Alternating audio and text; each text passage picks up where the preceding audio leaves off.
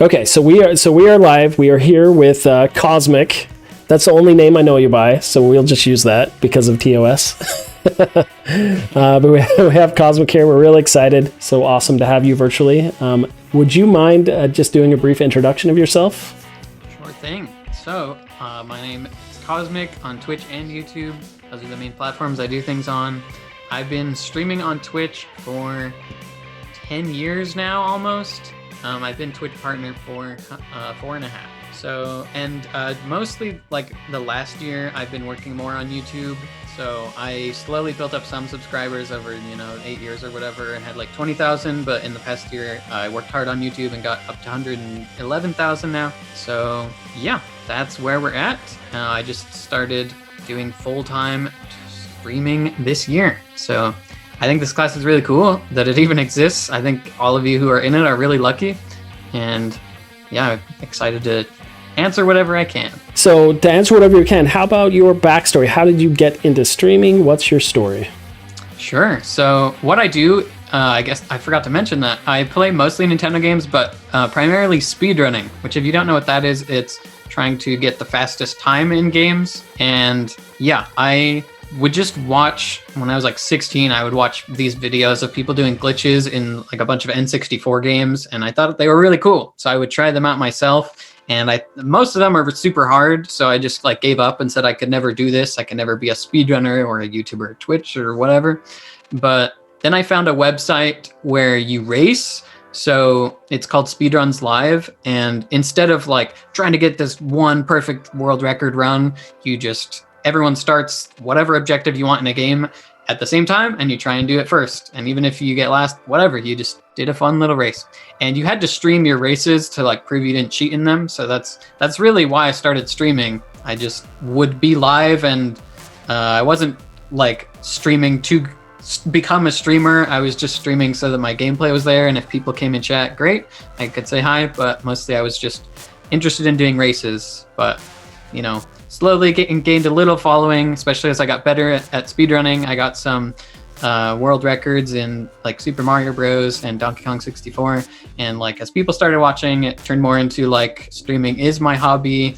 And yeah, especially in the last couple of years, I've put a ton of effort into it. That's awesome. So at what point did you decide, you know what, I'm going to do this full time?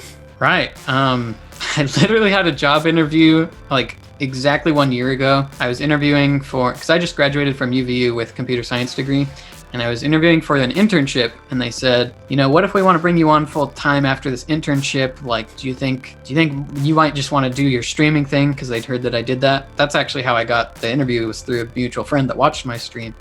But I was like, no, I'll never do it full time. Computer science is like really stable, and streaming might be scary, and I'm less consistent income, and I'd never do it. But that same year that I said that, I would put tons of effort in YouTube and said, oh, this is a lot more doable than I thought, and I'm really passionate about it. So I decided that at the start of this year I was gonna do full time and just see how it went. Wow. So you've only been full time for a year? For 4 months actually. What? Oh wow. Yeah. I always did it on the side during school. Yeah, I was always doing school and even other jobs a lot of the time throughout my it took me 5 years to do school, but yes. So you went to school and studied really hard, finished school, and then decided, you know what? Yep.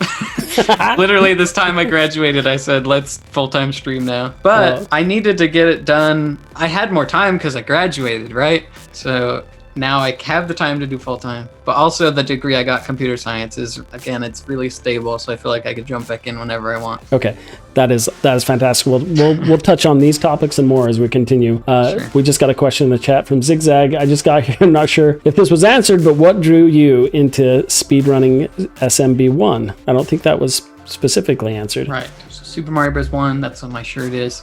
It's one of the earliest speedruns I ever saw, actually, probably in like 2009. I saw like a 5-minute speedrun of it, And again, at the time, I thought this is way too crazy. But literally just on that website where you do races, I saw a race come up for racing Super Mario Bros. And I knew I'd seen that 5-minute speedrun. So I knew if I join this, even though I don't know how to speedrun it, it's not going to take me all day to try and get through it. So it took me over an hour, and the record's 5 minutes. So that wasn't a good time, but it didn't take all day like I thought. And from there, I just said, hey, let's try and get a better time. And the rest is history. That's awesome. So, and you do that on original console, right? Yep. All my speedruns are on original hardware. Are ROMs allowed? Yep, they are. Well, it totally depends on the game. Every single speedrun has a leaderboard with different rules. So some games, like, they don't emulate accurately, or it totally depends. Okay. Have you had any issues with Nintendo yourself as a speedrunner? Have any opinion on the way Nintendo has seemingly turned their back on the speedrun community? If you could look back on when you first started and give yourself any advice, what would it be? Well, these are a few questions. So let's do that first one first. Okay. I really haven't had too much trouble. Nintendo's copyright claim policies used to be really stupid, but a couple years ago they made them better. So they're like, you can actually, stream or make videos of our games without a license now and make revenue as long as we feel your content is transformative enough. They used to have this partner program that was really bad and barely paid you anything, but they're a lot better now. Oh, that's good. Any advice you'd give yourself if you could look back? Probably put more effort into YouTube, although I'm not that upset about how things shook out because, again, I always did this because I wanted to. I was never trying to make a job out of it. YouTube is very surprising just because the viewer base is so huge. You need it in order to grow your audience, honestly. How do you focus on YouTube? What do you do? You make a specific thing, even if it's part of your Twitch stream, you can just use your Twitch stream to record a segment that becomes a good YouTube video. So even if you're gonna do whatever else on your stream, you have a portion that's this will make a good video, and you edit it down and you post it, and you think a lot about your title and your thumbnail to try and get the clicks. Awesome.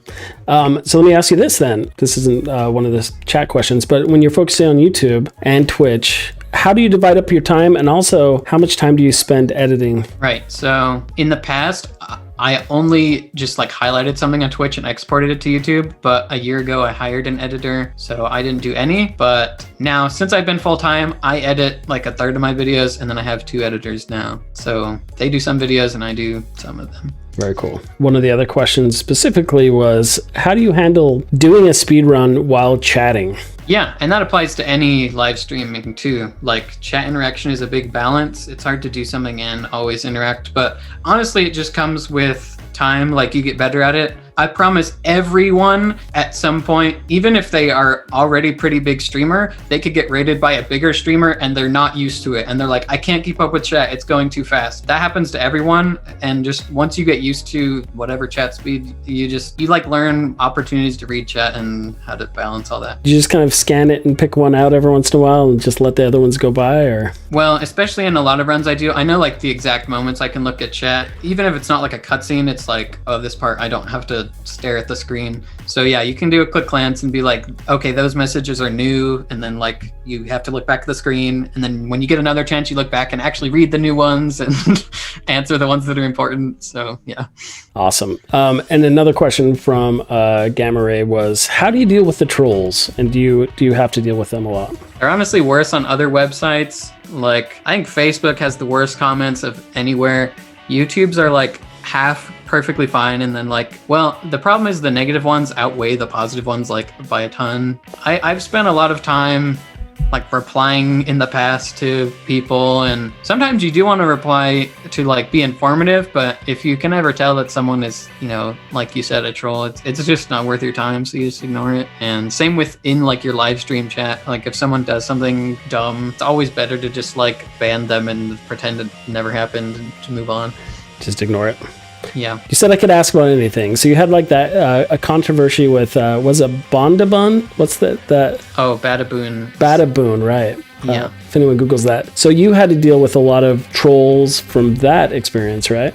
They weren't really trolling me. It was that occasionally someone would just bring it up in the comments. And so what it is it's a video where someone claimed to do a speed run, but they totally stole bits and pieces of that run from other people, including me. So sometimes people would like say, oh, Bada Boon's run is better, and it's like it's literally stolen partly from me and it's not better.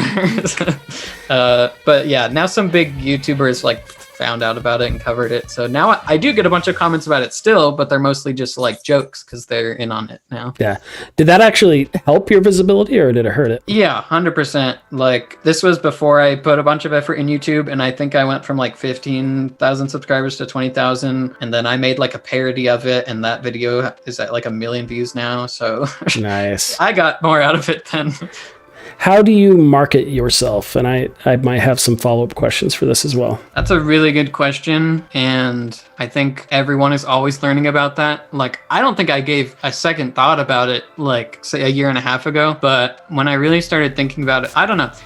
Exposure is really the accurate word. Like, the number one reason that people don't watch your stream is because they don't know that it exists. The number two is that they found it, but they just didn't like it, or you could like have better content that like engages them when they do come in or something. Sometimes people try and do this by just interacting with like people who are already really big, and that is the fastest way to grow. If you have some kind of and you collaborate or just like get exposure through a big person. Outside of that, it's actually really hard. Like, the hardest part of streaming and growing is the beginning. If you're just random stream in like a big game directory, there's just like no way people find you. So I don't know.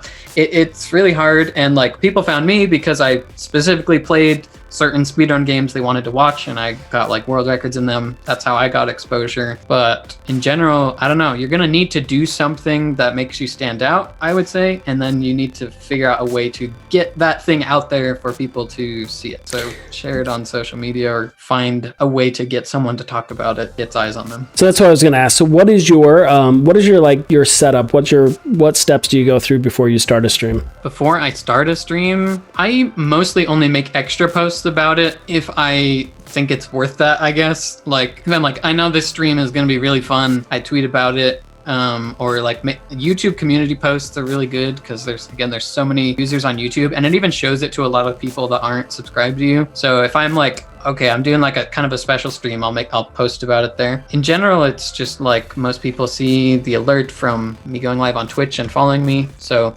it sometimes feels weird to ask people to follow, but once you get over it, it's really good. Like, if people are watching, just totally feel fine to be like, hey, if no one's following, like, this is what I like to do. So if you like that, hit the follow button. It feels like weird at first, but it's really not. Awesome. So not a whole lot of social media active. One more thing I do is that on my Discord, like, I have a Discord, and then there's a role in there where I'll ping that role, and then they know that I am streaming. Very cool. Okay, so Zigzag asks, how expensive is a stream setup, and what advice would you give to new streamers or people interested in streaming? So you could also answer, like, curious, what's your setup? This again depends on what you're streaming. Like, the thing I got into was super cheap to get into. Assuming you already had a computer, you didn't need any kind of special computer. You just needed a way to play a game and a way to put it on the stream. Sometimes people make the mistake of getting way too expensive stuff at the start, but my intro to streaming probably spent like $50, like really nothing. If you play some, heavier computer games, I can't really speak for that because I've really only done console games or, whatever. Okay, basically what I really want to say is like, it's more important to start than it is to worry about whether your quality is good enough, because like you can name whatever big YouTuber, a lot of times they started with very little. Like Mr. Beast started by recording videos on an iPhone. I know a huge speedrun documentary guy, Summoning Salt, started by recording his audio through his iPhone. So if you can make something work, then just go from there and worry about that later, I guess. If you want to get something decent, eventually, it starts getting in the hundreds or whatever, and then you get diminishing returns, and it's not really worth it past that. That's awesome. So Spence Out is curious on how, and say what you're comfortable with, but how much do editors cost, and how would you say, when is a good time to invest in them, and at what point when you're building up your brand would you say to get an editor? Yeah, it's hard because, so what I do is I do a share of the revenue. So like, I think it's really fair that way. So then if the video does better, then they get paid more, rather like if you only said like, oh, this much for every video, and then one video gets 1 million views and one gets 20,000, and that's like, they should reap some of the fruits, I feel like. So that's what I did. But again, I only did that when I kind of already had a perfect idea of what I wanted. I would say, again, just get started if you are trying to get started. And even if you have no editing, like just make a video that requires no editing, or like learn a very simple free editing software and do a little bit yourself first. Once you are confident that you can fairly pay an editor, then go for it, I guess. So if you don't mind me asking, what is it, like, not the exact number, what is the kind of percentage that YouTubers pay their editors, if it's a... So I don't know about others. I think some huge YouTubers, because they make so much, they could offer someone like 10 or 20%, and that's like good. Mm-hmm. And like really the YouTuber built them up so much that like they deserve it because they're the person whose channel it is. I mean, when I was starting out, I didn't even know how like any amount I was gonna make. So like literally my editor said, I'll take 10 when I was like, hey, let's talk pricing. And he was like, how about like 10%? And I was like, that's not fair. I'm gonna offer you more. I won't say exactly how much, but I offer them more than that. Awesome. So yeah, I was not aware of that. That's pretty cool. I would say I would say probably, and this is just me I'm nowhere in that position, but I would say probably the time to get an editor is when it makes sense success wise, meaning that the time you put into making content is more valuable than the time editing, to where that it kind of pays for that. But once again, I'm a noob and I have no idea. So someone asked, when putting content on YouTube, how important are the intro and outros? Is it important to have distinct edits present? Okay, so I think you should not have the type of intros where it's the same every time. That's been really popular on YouTube for like a decade, I feel like, and it's pretty outdated. Like, I don't think people want to watch the same, 5 seconds or like especially more every time. If it's a specific series you have going that has an intro, like sure, that's chill, but not every video. But you should do an intro. You should tell people what they're about to see and like why they should watch the video. That really helps. If you're like, this is what we're going to do today, and this is like why it's interesting. So you can, like, for me, for example, I'll do like a challenge in a Mario game, and I'll be like, okay, today we're going to try and see if we can beat it with one hand or like with my feet or whatever. And I think this stage might be hard. I don't know. Let's find out. And then like that is enough to start the video. I've got to stop you here. You play Mario with your feet? Yes, I have. It's not like super common, but that is a one-off video that I did. that is hilarious. So did you have a camera on your feet? Like, yeah, that is awesome. That is awesome. So there you go. Is that popular, or did you come up with that idea yourself? That was pretty early. Yeah, I did try it myself, but I don't think it did great because it was one of my first videos. But like if I did now, it'd probably be average. Nothing groundbreaking. Usually what my videos that do the best is when I like really thought up an original idea. Yeah. What are some other ideas that you do that keep you like fresh that you've done? A lot of my videos, like, okay, so there's this whole concept of like following trends, which in a way it can just be like greedy or like not very unique because like, oh, every big YouTuber like capitalized on this trend. But like, I'll give you a good example in my opinion. So Animal Crossing New Horizons came out last year and it was a really popular game. And I'd already had this idea that you can get a little NES game in the GameCube Animal Crossing, and it lets you play, whatever game, and Super Mario Bros. Is one of the games you can play. So I'm like, I'll speedrun Super Mario Bros. In Animal Crossing. So that was like the title of the video, speedrunning Super Mario Bros. Inside Animal Crossing. And because Animal Crossing was really popular, I think that's the main reason the video did well, but also it's just sort of an intriguing concept. How to connect your Switch or your console to your computer to stream? First of all, you should just use like open broadcast software. OBS is the main streaming software. And if something's already on your computer, you can just like capture and make it on the stream. But if it's something external, you need a way to get it from there onto the computer. For console games or whatever, usually you use, it's called a capture card. That's just like the middleman. It's like anything else. Like to get your microphone, like your audio into the computer, you just like plug in USB or whatever connector it needs in the computer, and then it's working. So same with a capture card, plugs into your computer, and then the other end is like the audio and video coming from your TV or from your console. You just plug it in there. Usually if you're doing like for a beginner's HD capture card, a lot of people get like Elgato. It's like 60S or something.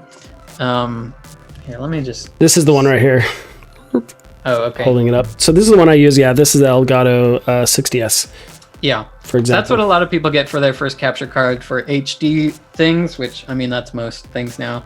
But if you're like me and you're playing really old standard definition games, if you're just having composite video, which is what most of these consoles have, it's called GV USB 2, and it's $40, and it's exactly what you want, unless you like. Just start with that. Just trust me. If you're playing an old console. Awesome. One more thing with that is that you will need to know like to split like the HDMI or whatever audio video you're using, because if you want it to go to the TV and to the computer, you need to split it. So you'll have to just look up like HDMI splitter or composite splitter or whatever. How do you handle your mods? Do you compensate your mods or are they? No, just I actually think that's pretty rare. Like, you need to be really huge Twitch streamer to pay mods, and usually they don't pay them just in general. They pay them for like handling part of the stream, like physically doing something on it instead of just like moderating the chat. How important is a consistent stream of content on YouTube or Twitch for that matter? What's your schedule like? How often do you stream? Right. There is a quote that says something like, there's a point where consistency becomes more important than creativity, something like that. And that could be taken the wrong way, and that's for growth. You will grow if you keep doing something, probably. Like if you consistently every week like make a video about whatever thing, people will probably, who like that thing, will probably find you and you'll like slowly grow. But the thing is, the better content you make, you'll grow like way faster, more people find it. When you have something like that down, consistency is really important, like sustains your growth, I guess. In October, a game called Mario 35 came out. I had like so many things I was doing in it, and it was a limited time game. It was like doing well, and I told him in advance, like, you know, maybe we should try and capitalize on this game and like make a bunch of videos, and he was down. So we started uploading a video like every day. Right now I upload 3 videos a week, like Monday, Wednesday, Friday, and I feel like that's plenty good. No, that's awesome. So how about streaming? How often do you stream? Right. I stream almost every day. I have a schedule, like a link that I send people to that is in their own time zone, so they can see like, okay, this time he'll be live, and it says what I'll be doing at that hour. I stream almost every day, like 3 to 6 hours in there. And it really, because I'm newer to it, sometimes I have things that are coming up and like I'm still trying to get totally in the swing of things. I plan for those, and then sometimes something comes up. Speaking of being a full-time streamer, when you tell people what you do they understand, or is it pretty common enough now? I haven't had to very much. In the past, I would bring it up, and I'll have conversations with people and they're like, what? Like you play video games? Like how do you actually get paid from that? It's kind of weird to me that it's such a foreign concept, because like it's exactly the same as sports being on TV and getting paid because people watch it and then they put ads on it, right? If I come at that angle, it's really easy. It's like, well, I just like live stream, and the more viewers, like I'm getting eyes on something, so then they can put ads on it and get paid. So how about your network with Twitch and Twitch networking? Do you have a group of like-minded Twitch streamers that you network with to help boost each other up, or are you kind of just a solo? Yeah, you asked me before we came on if I was family friendly. I feel like yes, I am. I do family friendly content, and I feel like that makes it a bit hard to collaborate with people sometimes. Like I have to be a little choosy, like only like these people could work. And yeah, I really haven't done that much collaborating. If I have collaborated with someone, it's more like, hello, I'm making a video about this. Can you help me with all the information I need to know? And like I said, that Badaboon thing that got brought up earlier, like because I helped a lot in helping him make that video, he like offered me a percentage of it. So that's really the main things I've only done. I'm not that experienced in collaboration. No, that's awesome. So speaking of the family friendly, so this comes up a lot. Like I actually have people jump into my stream who are kind of offended that I'm family friendly and that they can't use certain words or certain language. They think I'm some kind of a jerk for imposing that. And I'm just curious for your reasons. For me personally, I have my kids that watch the stream, and I figure as a college professor, if I go family friendly, there's a lot less chance that there will be any controversy. But what are your reasons for being family friendly? Oh, sorry, my dog. I'm the only one home, so he might bark. Sorry. Oh, this is not pro. This is cash. Yeah. Hey, come here. Let me just grab him real quick. No, you're good. You're good. Yeah, dogs are awesome. 12 seconds later. I mostly did it like I don't have to be different on stream to be family friendly. That's just how I am. I think it's crazy that people get mad about it because it's much rarer to be family friendly than not. So like, dude, you can be whatever you want to be 95% of places. I'm sorry that you have to be this way in like the tiny corner of the internet that wants to have this type of a stream. So that's usually what I tell them. Like you said, there's people that want to watch streams with their kids. I think it's cool to have a place or like a type of stream where they can do that. Awesome. So Plugged In Gamer asks, do you think your skills are what gave you success, or do you think it was your personality? I think skills are what got me my start for sure. That's what would get me the most exposure is like if I could get a world record in a game, especially Super Mario Bros. 1 is like a pretty popular and competitive game. Sometimes world records in that blow up. I'm sure there's lots of people now that watch and they like my personality. I don't think I have like the best streamer personality that's like super funny and just like always extremely energetic and making you laugh constantly. I mean, that's why my thing is I play games really well, right? But I don't think I have a bad one, and I'm sure there's plenty of people that find me and like the positive environment that is there. Mostly Mario games. How do you keep it fresh? Do you ever feel like it's a job, or I really don't want to play this game today, but you feel obligated, or? I think, at least for right now, because this started out as a hobby, it was always like what I wanted to do when I was somewhere else, like a job. Right now, I just feel like, oh, I finally get free time to play this. So while I've been stuck doing other things, I'm like, I wish I could do this idea and this idea. So I just have like huge lists of ideas and no shortage of those right now. Oh, Plugged In Gamer. Someone asked, how did I feel during my first stream? Oh, yeah, that's a good question. Like I said, I didn't stream like on purpose to be a streamer at first. I was just streaming to prove my gameplay wasn't cheated. So yeah, I wasn't nervous or anything. I think no matter what, if you want to stream, you should stream because you want to. And I think you will always have a better experience and more successful if you got into it just because you thought it sounded fun, and you would be doing it anyway, not just because, like you said, you feel like you have to be there. You're trying to make a job out of it. Awesome. So so you stream on Twitch. Do you also stream on YouTube, or have you mostly just do videos for that? I actually don't think I can stream on YouTube because I'm a Twitch partner. Oh, that's right. It depends what your contract is. So speaking of that, so being a full-time streamer, YouTube creator, so those have like ad revenue subscriptions on those. Are those your primary sources of income, or do you look outside of that, or how do you manage all of the money aspect of all that?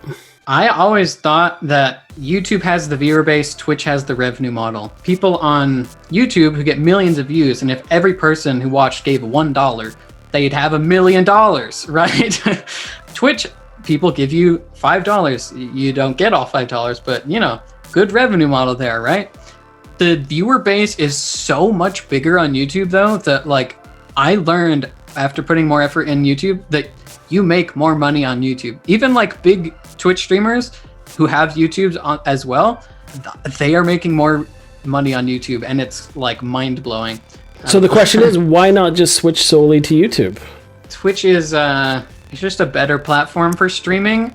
Twitch doesn't have the best discoverability. I guess if you're already big, it kind of does. It's kind of just the place to be for streaming, I guess, and it's more enjoyable that way. I think YouTube's streams, like just the way it works, doesn't work as well. I also couldn't say like just how much you would make on YouTube if you tried streaming and you made like super chats and like members or whatever it is on YouTube instead of subscribers. I don't know how the revenue would be. I just know that there's so many users on YouTube that are willing to like watch videos at least to give you ad revenue that like you can make plenty on YouTube just from that. Whereas Twitch, basically all your revenue comes from subscribers and donations. Speaking of you, so you make content. Do you have any favorite streamers that you enjoy watching that you like? You either emulate kind of what they're doing or that impress you? This month especially, pretty much the biggest streamer on Twitch is Ludwig.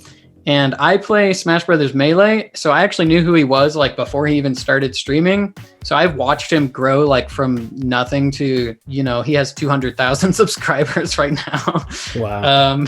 He talks a lot, actually. He has a video that everyone in here should watch, actually. It's Ludwig's 3 tips for streaming. Nice.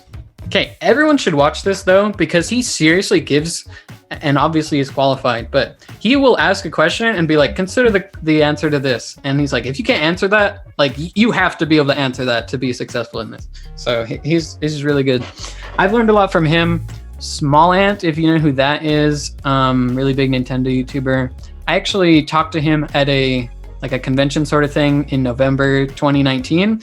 And me talking to him and a conversation we had actually is like a really big reason I tried hard on YouTube. And then finally, a YouTuber named Simple Flips does really creative things like Mario Maker and Mario 64.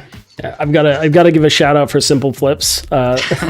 So usually I stream my Mario Maker stuff like early in the morning, but there was one night I was playing my kids' games, right? And I didn't advertise it. I didn't put anything up. So I had like no viewers. And I think Simple Flips, he rated me with like 1,600, I think. Wow, that's awesome. Because he felt sorry for me because I was just sitting there playing with my kids and I actually didn't want any viewers. But it was actually a really cool experience. It was one of those moments where it's like, holy crap, I've got 1,600. I went from 5 viewers to 1,600. So speaking of, how do you handle your raids at the end of the stream? What's your philosophy? Yeah, I like finding someone that I feel like they don't have as many viewers as they should, and like I just love opportunities to help people discover people that they didn't know about that I think they would like or whatever. Like give those people an opportunity for more people to just learn they exist, I guess. It's happened to me a couple of times actually where a really big YouTuber has like used a piece of my Super Mario Bros. Speedrun gameplay. And I'm like, that's cool that I'm featured in your video, but like, could you put my name in the corner or like bare minimum link in the description? And they don't do that. And it like blows my mind because any opportunity I have to like shout someone out or like if I did anything with someone, I like always put their stuff like pinned comment and like go follow them because I just like want people to know about them. See, everybody, streamers are good people.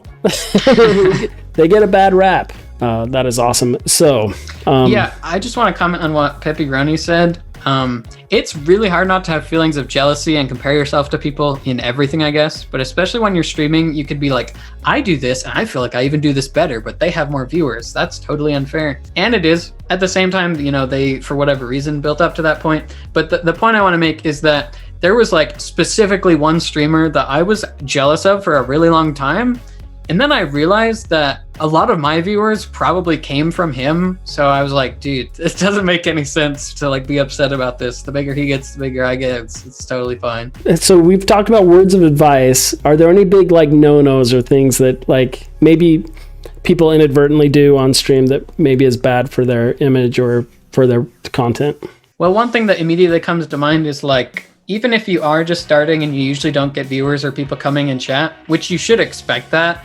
Like when you're starting, just temper your expectations. You might have no one watch your first stream. If they do, great, but like that's just kind of bonus. Again, it should be something you want to do, like you would do anyway without the people coming. And then if things happen from there, that's awesome. If someone does come in your stream and say something in chat and you don't say anything, like they're probably gone. So you just gotta be really vigilant, I guess, and make sure that you acknowledge them. Yeah, so that's one of the things I think to keep in mind too that I've learned over time is you can't treat it like a TV show with a beginning and an end. Mm-hmm. Because it's Twitch, so people are coming in when they have a spare 10 minutes or 20 minutes. And so you have to treat the last 10 minutes like the first 10 minutes, and you still have to keep introing and keep those that active up. You will have to answer the same question every day 20 times. A lot of times you can make a command. There's tons of like free bots you can add to your channel and make commands that answer the common questions. But yeah. Yeah. So what bot do you use? I use MooBot. Soon I'm gonna write my own because then I won't have limitations on what I can do with it. But what kind of things do you want to do with it that it doesn't do? So a lot of times people ask what the world record is in a game I'm speedrunning, and right now I have to manually update that. But if I make my own bot, I can just pull from speedrun.com leaderboards and never be wrong. Nice. No, I noticed that on mine. Like I use Nightbot, and so a lot of that data will get outdated, or links that you've shared and that kind of stuff. Mm-hmm. So there is some upkeep on it, but that's awesome. Also, there's like a limited number of commands it lets you make and stuff like that. So as far as getting back to the games, though, when you get tired of playing Super Mario Brothers, like what do you see yourself expanding to? I have brought it up over and over because it's like the main thing I'm most well known for, but I do play other things. Even if it's another Mario game, that still mixes it up. Or there's other categories of speedruns and stuff as well. Really explain what I do. Most of my streams are just me trying to like get a record in a speedrun, and then like segments of streams, I'll like do a specific YouTube video. Most of those aren't like, a proper speedrun. Man, my dog. No, you're fine. Don't even sweat it. Okay. So no, go ahead. So I was just gonna say that like a lot of my content is me just thinking of an idea to do in a game, and whether it's Super Mario Bros. 1, whether it's like a ROM hack, whether it's a totally different game, I do other ones for YouTube content, for speedruns of them even. My YouTube videos already like expanding right now. In the future, I mean, there's always, might get to that point where you always have to keep thinking of new ideas, I guess. Right. But that is like one of the main goals of my videos and things I do is like doing new things with whatever game. I think that's awesome. I didn't realize that you'd only been doing this full time for like 4 months. For some reason, the impression, like looking at your channel and everything else, it looks like you'd been full time for years. I mean the amount of subscribers on YouTube, like those are no joke, right? So why didn't you go full time earlier? What kept you? Was it school? Like what? Yeah, I mentioned earlier that I really thought, computer science, you can make, big bucks. It's very stable. Why would I, chase after this where maybe I don't make that, or like it's not a consistent amount? So I always thought it would just be more like responsible, I guess, to not even try. I found out when I put all the effort in YouTube last year, it is doable. So I just went for it, and it felt right. But the thing that I want to mention is that I was very passionate about it. And even though I was like doing classes and work, I was also putting tons of time into this. Actually, the main reason I like quit working was because I was going to do this anyway, and I had zero free time because this was all of it. So I decided to make this my normal work time so then I could have time outside of it. So when you went full time, like any kickback from family and friends, or they just like, what the heck are you doing? Yeah, my parents weren't like totally unsupportive, but they were like, I don't know. I said I was going to do it, and they're like, are you sure? I think you should just stay at your job you're working right now. And I'm like, pretty sure I'm going to do it. And like, I don't think they believed, even though I could literally show them like some amounts of money that I'd made in like October and November. I did like really well. I think they just like, it just scares them, or they think like, they're like, what if you like start dating someone? How are you going to say like, classic parent stuff. Yeah. They're like, they're going to think you're like crazy, that you're doing some like thing that's not real. And I'm like, they're not the right person that they can't like be explained to. I don't know. Yeah. So I think your parents, maybe mine, are similar. So I think there's this mentality that you're supposed to find a job you hate and stick with it till you die. And that is what you do. And so I think the times have changed a little bit with that. And it's not to say that you should ever chase a dream that's like so unreasonable. I think there's plenty of dreams that like you make it reasonable, and that's why it works out. Be like smart with your decisions, but like I don't know. So to the students that are taking my class, if you could give some advice for them, because I mean we're going to be straightforward and honest, and I tell my students this all the time when they start this class. This is not a class about how to make a whole bunch of money and have this be your full-time job, right? So the class I teach is specifically how to be a live broadcaster over video, and that's kind of and how to build a brand and a platform. Any advice you'd give to anybody starting out to set expectations? And we study video games, right? So it's the skills. Okay. We do the skills to build your own platform and your brand. So something I just want to say is something awesome about this field is that you always just have an opportunity to be creative. Even like very big corporations are like, they don't know what they're doing, right? They're trying to ask live streamers, like, how do you do this? They don't know what's going on. They're trying to advertise through them because they're just blown up and they don't get it, right? So if you get into it, no one knows what they're doing. They're always just trying things and seeing what works. Yeah, you should just do something you think is fun. And like, if other people share in that fun, that's great. And then you can keep being like, what else can I do to like reach more people and like brighten people's day or whatever? That's all fine and good. Like wanting to grow, wanting to do it, like that's all perfectly fine. But at the end of the day, it should be something that you enjoy no matter what.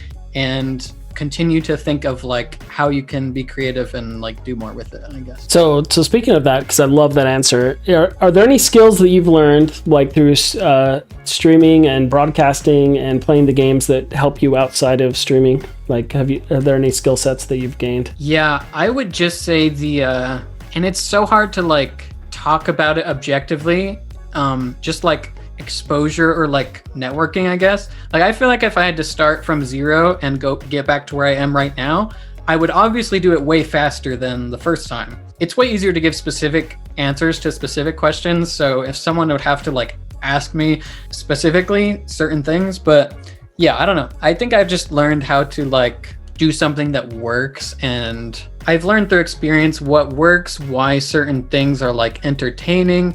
I can see someone and I'm like, wow, what they're doing is great. They're going to be successful, and like certain avenues that exist to get things out there. Yeah, and some of the feedback I get from a lot of my students is I've learned how to be more comfortable, speaking online. I've learned to gain confidence and that kind of stuff. For sure. I talk way more on my stream than anywhere else. Like, I'm not a talkative person. Even like family gathering, I'm saying like zero things to anybody. But then on my stream, I'm just like going to town chatting. Kosmic, it has been fantastic having you stop in to answer these questions. Just really quick, if anyone else has any other questions, if not, we'll let you go. But seriously, valuable information, and we really appreciate you stopping by the class tonight. And any resources or anything you want to share, like any information where to follow you or how to catch you online? I'll just type in chat if that's right. So that's my Twitch stream. That's the link to my YouTube. The link says D12, but the actual channel is just Kosmic now. If you want to ask me anything else, like feel totally free. The best place to, like, you can just whisper me on Twitch. That's cool too. But I'm most likely to respond if you DM me on Twitter. That's my Twitter DM. So yeah, I'm totally down to answer more questions if you have them. One thing I don't know, I'll just throw this out there, but if you got to end class or whatever, but if people want to stick around for like 5 minutes, I could beat Mario in 5 minutes for them. What? Okay, let me make sure that I can get the whole stream. This is going to be the epic finale tonight. Kosmic is going to beat Mario in under 5 minutes. Okay, here we go. Was it ready, by the way? I didn't start preemptively. We're ready. Is this it? Okay. Yep, I'm playing. All right. So this is the first Super Mario Bros. Game. And the world record is 455.2. My current PB, or personal best, is 455.6, which was world record at the time. But I haven't done world record attempts in this category of this game since when I got it, which was January 2020. So my time's a little bit outdated now. But it was world record. All right. So by 0.4 of a second? Yeah, which is actually a lot in that game. It doesn't sound like it. Yeah, no. That a lot, but a crazy small amount at the same time. All right, so we're jumping on the pipes. There's like tiny spots you can jump without getting hit. So those little jumps you do up top there, does that help pick up speed, or are those just fun jumps? Yeah, they're pointless. just like these. I don't even think about them anymore. I'm just like grabbing stuff because it doesn't matter. I've played the level 10,000 times, so got to do something to keep myself entertained. Those hitboxes are hilarious. So I was watching a YouTube video about how you faked it. And so they're like, the piranha plants. He's clipping through the piranha plants. Therefore, it is fake. Yeah, that's the classic comment. First thing with this game is people will be like, it's been 30 years since I played this, but I know that should have killed you. And it's like, it's been 30 minutes since I played it, and it definitely shouldn't have. It's awesome. Okay, I'm actually going to do something kind of weird here. You can see I'm jumping backwards into walls. Yeah. I'm supposed to go up that vine, but I'm going in this pipe, and basically the backwards jumps into walls. Like, it changed Mario's position on the screen, so he wasn't where he normally is when you go in that pipe, and then it thought I went up the vine. Weird. Yeah. The only, like, not super straightforward part of this run. How long did it take you to learn, like, all the little tricks and... Like, is it a lot of studying and research? Watching other videos?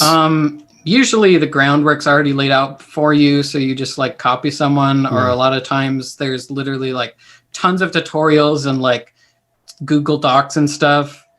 Depending how popular the game is, you go in a Discord for it and say, what do I do? And they're like, here's 20 links, have fun. Oh, wow. And so you can kind of jump into it really quick then. Yeah, there's tons of resources these days. But back in my day, there wasn't really anything. I was one of the very first people to beat this game in under 5 minutes. There was really like one main predecessor before me who I learned a lot from. And then, yeah. So far we're on 4 minutes, 58 seconds pace. Oh, wow. You just got to shave off another fraction of a second. Ooh, that was really close, but we made it. That Koopa you have to react to go like over or bounce on him or go under him. Anyway, we're still good. Right. In this specific game, you can know what patterns you're going to get sometimes based on how quickly you've played so far. So because this run's really good, no real mistakes, these Hammer Bros shouldn't kill me. In fact, I will even predict the last Hammer Bro is jumping and I get to go over him. Yeah, like that. What? You don't actually have to land on top of enemies in this game to kill them. You just have to be moving downwards. So it looks really weird sometimes. Oh, interesting. Yeah. So you can run into the side of the hitbox as long as you're in a downward trajectory? Yep. Okay. So finally, another glitch in this room. I'm going to jump off the side of a pipe. Nice, like that. That was 1/60th of a second window that I just hit. Don't worry about why I passed that pipe and went back. It's hard to explain. Okay. And we're almost at the end. I'm going to go for jumping past Bowser, even though it's very risky, because if I get it, I'll get 458, which in a random setting like this is the best time you'd ever expect. Oh, nice. He was nice. 458.6. Holy shnikes, dude. That was epic. There you go. That's what I do. You wouldn't, honestly, to the average onlooker, you wouldn't even know the difference between what I just did and the 455 world record, because it's like really complicated to save time over what I just did. But yeah, it's pretty flawless for what I went for. So that is amazing. So this record is like so tight that you can pretty much get like 458 all day, but those little fraction of a second are just... Yeah, so it's actually like super precise tricks that you go for, and if you miss, you hit reset, and then you need to get like 8 of those, and I just didn't do any of them. Oh. And they all save like 1/3 of a second, so when you do 8 of them, you get to 455. No, that's amazing. Dude, that was the cherry on top for this interview. Thank you so much once again for coming out. Thank you so much for sharing that with us. Mm-hmm. Oh, Plus says, now let's see how fast Checkpoint Professor can beat it. Yeah, I can get sub 30 minutes maybe. Just that was live. Like if I push buttons right here, it's making him jump. Just so you know, I played that live. He didn't Badabun this or what. All right, thank you again, everybody. Thanks for participating, and yeah, I think that's the end. This is like I said, this is professional, so that's the ending of it. The end. Cosmic, you rock. Thank you so much. Thanks. That was fun.